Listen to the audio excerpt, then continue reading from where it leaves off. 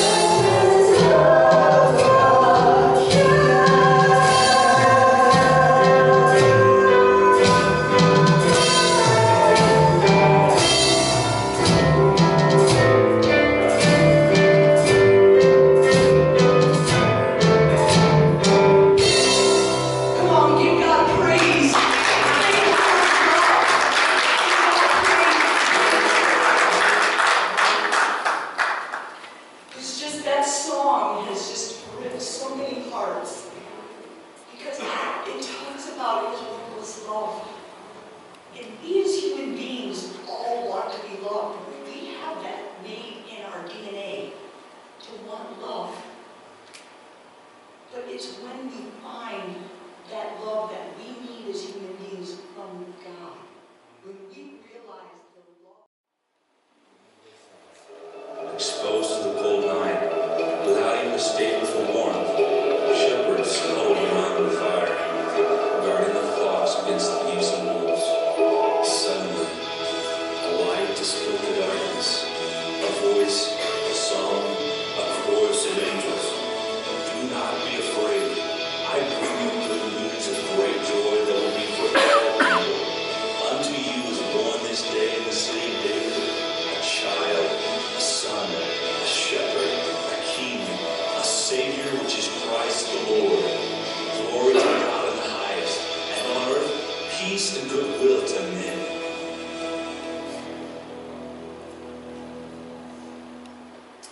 Well, as we keep moving forward now in this series, the difference the first Christmas makes, one of the things we want to talk about today is scandalous love. Now, you don't usually hear those two words come together, scandalous and love.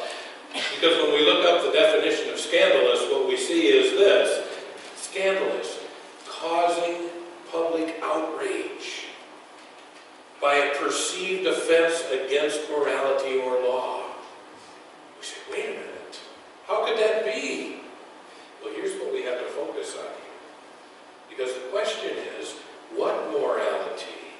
The world's or God's? I would suggest to you that as you study the ministry of Jesus Christ and you see the opposition that he faced everywhere he went, he faced it because the world's morality, the world's law, was contrary to what God was bringing to the world.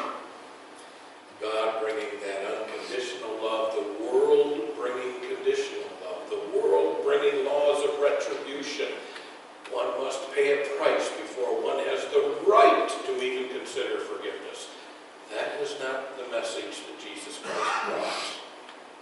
So God brings into the world an unconditional love rather than conditional. God brings into the world a scandalous love according to the world's position. Because you see, when we know God's love, God is the very first thing in our life. The first thought, the first word, the first emotion, the first action. When we know God's love.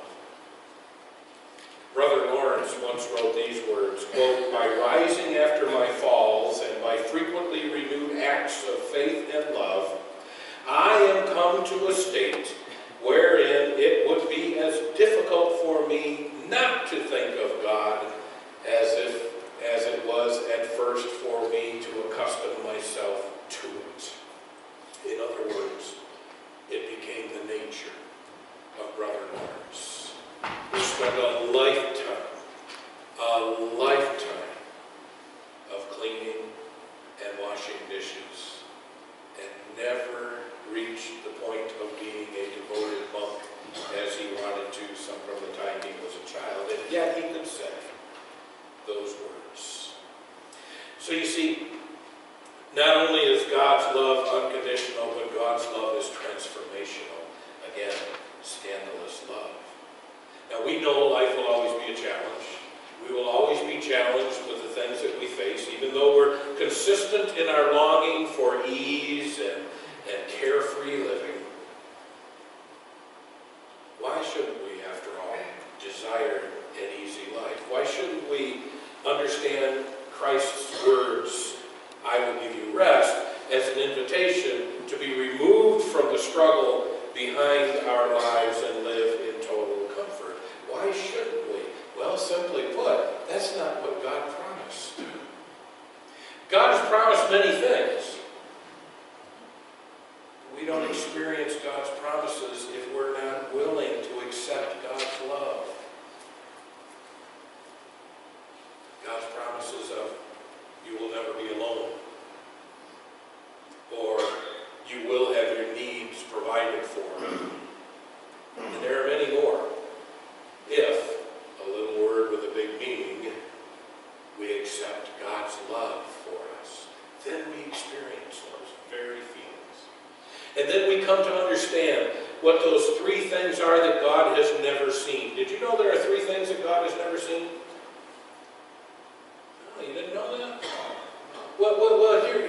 are. Three things that God has never seen.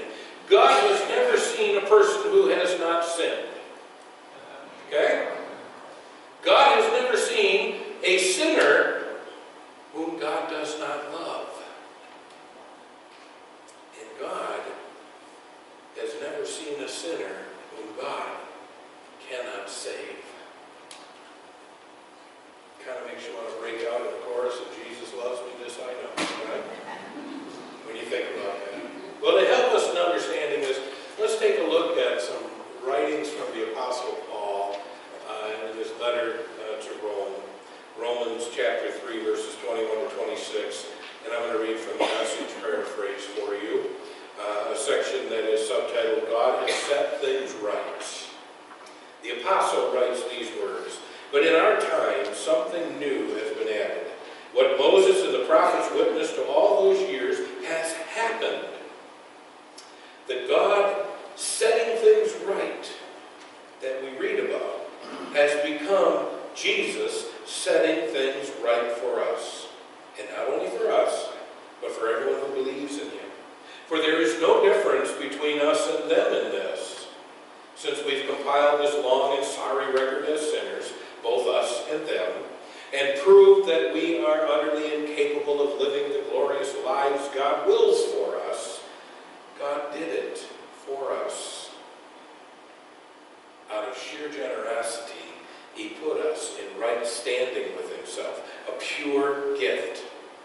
He got us out of the mess we're in and restored us to where he always wanted us to be. And he did it by means of Jesus Christ. God sacrificed Jesus on the altar of the world to clear the world of sin. Having faith in him sets us in the clear.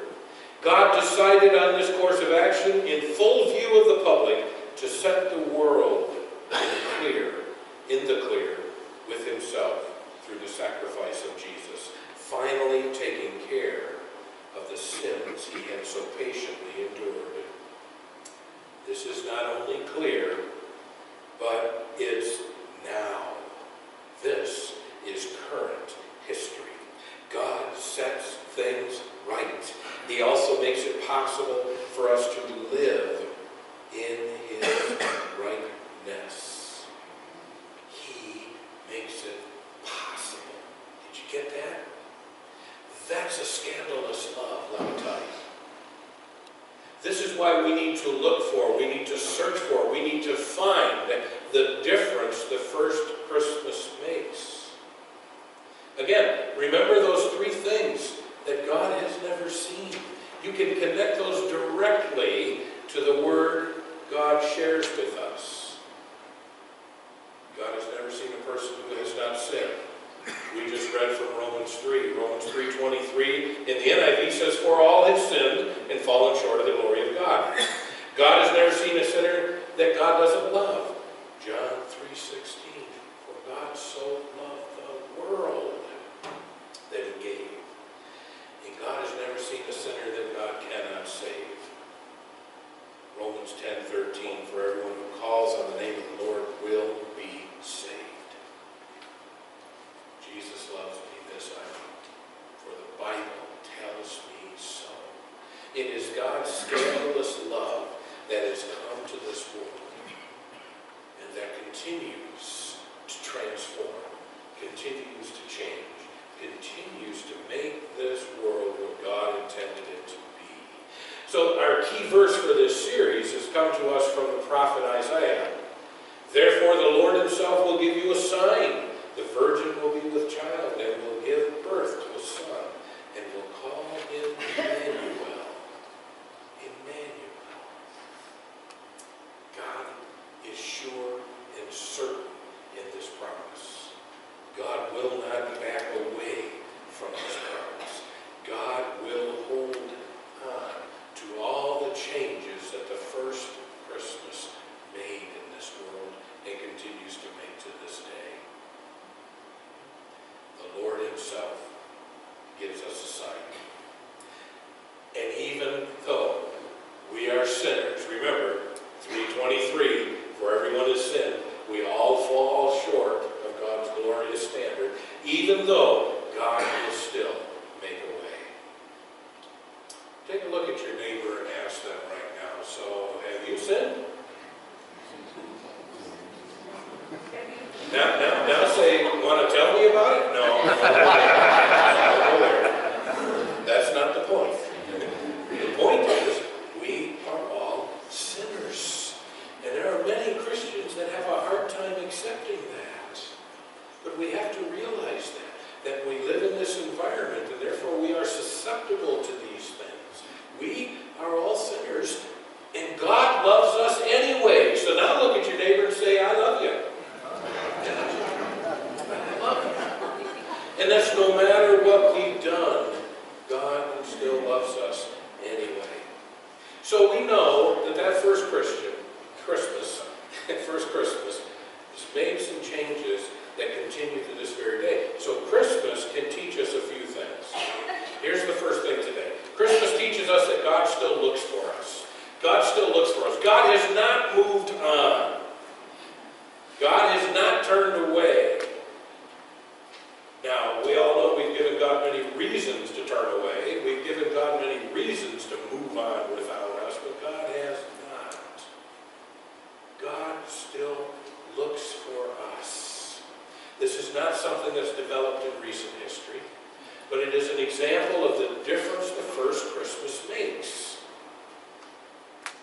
by demonstrating that scandalous love, that God still looks for us, regardless of what we've done. God incarnate, God in human form, came here to look for us. God comes to us. And God has always been seeking this wandering humanity. In fact, since the garden experience at creation, as the man and the woman made that fateful decision to go against the will of God, and immediately they felt a sense of guilt, and they were fearful. And when God came walking in the garden, they hid. Genesis chapter 3, when the cool of the evening breezes were blowing, the man and his wife heard the Lord God walking about in the garden. So they hid from the Lord God among the trees. Then the Lord God called to the man, "Where are you? Where are you?" Have you heard God say, "Where are you?" Have there been times in your life when maybe you feel like you're hiding from God and you hear that still small voice? Where are you? I'm looking for you. God still looks for us. And that's one of the things that Christmas teaches us over and over and over again. And Christmas teaches us that God's ways are not our ways. That's a pretty clear one for us right there, because we would not be looking for anyone who did us wrong. We would be avoiding them. Think about that for a moment. What would you do if there were someone that made an intentional decision to turn away from everything that you have ever done, everything that you've ever been, everything that you've ever taught, anything that you've ever stood for, to spite you, to bring pain to you? If they intentionally work on making life miserable for you. Not only that, they devoted their entire life to actively working against every single thing you were ever in favor of, and refused to acknowledge that you had ever existed. Think about that. Our natural inclination would not to be responding in love by any means. But what do you suppose God would want us to do? God would want us to do as God did. Go for a walk in the garden. Go for a walk. And say, "Where are you? Where are you?" This is God's compassion. And this is what God would include you and me in.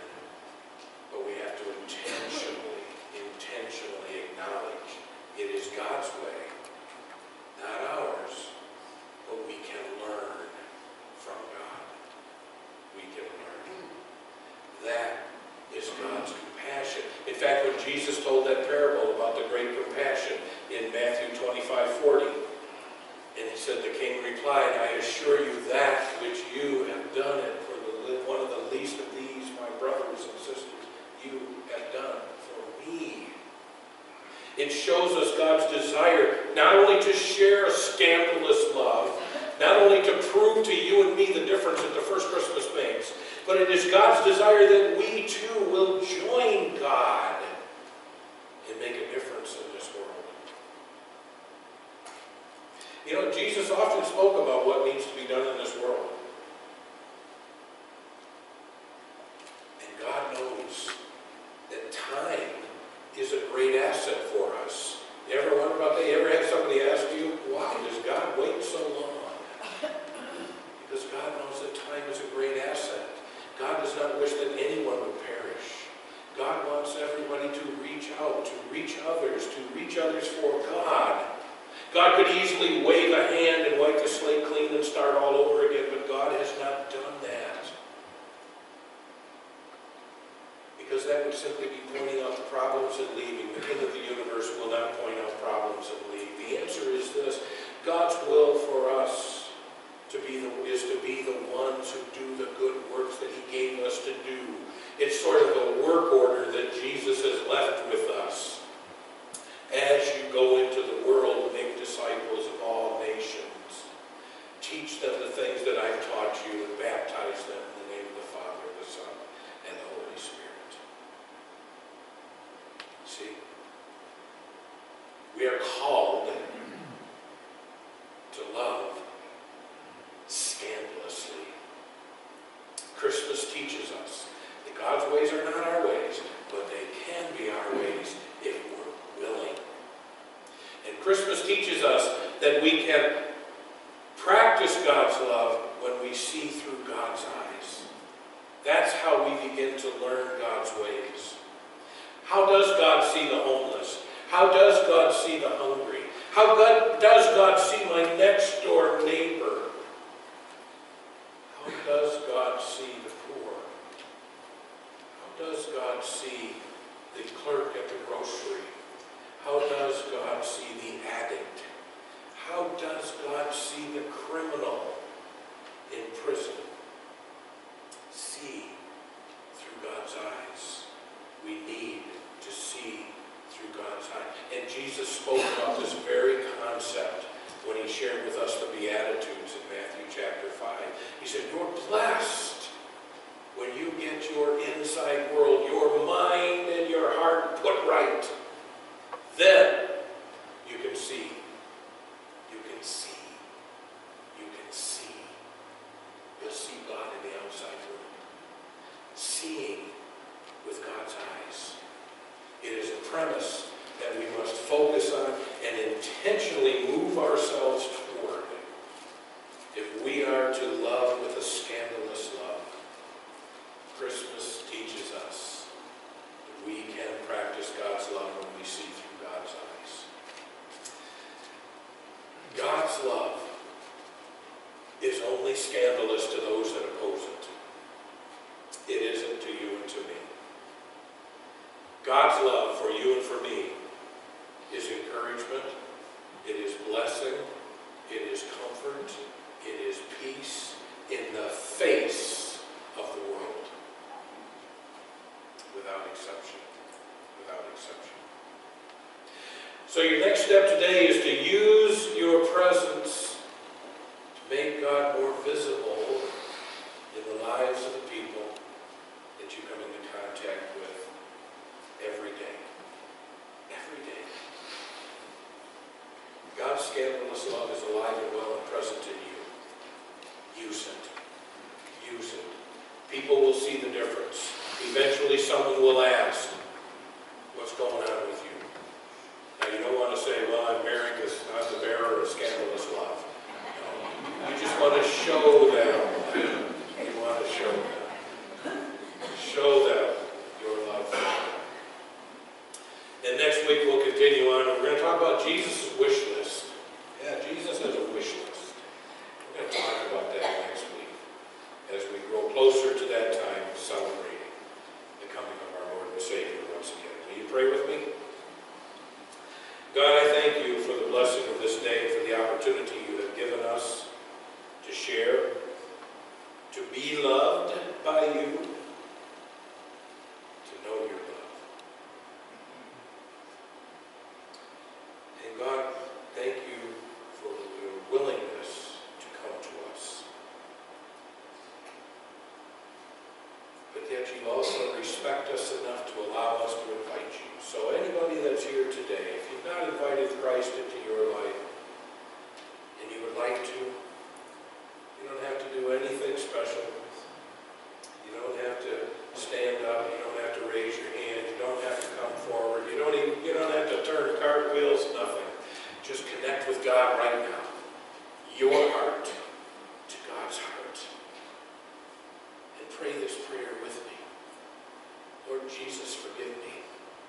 I am a sinner as everyone else in this room, and I need you in my life to overcome, to strengthen, to guide, to carry me when I can't walk, to steady me when I stumble, to lead me when I wander. I want to commit my life to you now. So Lord Jesus, come into my heart.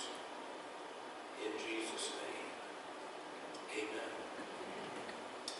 Well, we are going to worship God now with our tithes and offerings. If you're a newcomer, please don't feel any obligation. That's not why you were invited here. I'll be right back. Well, we would like you to place your friendship registry cards in the plate as it passes by so we can be connected with you and can enjoy some fellowship together. Let each one give us according to God's blessing upon your hearts.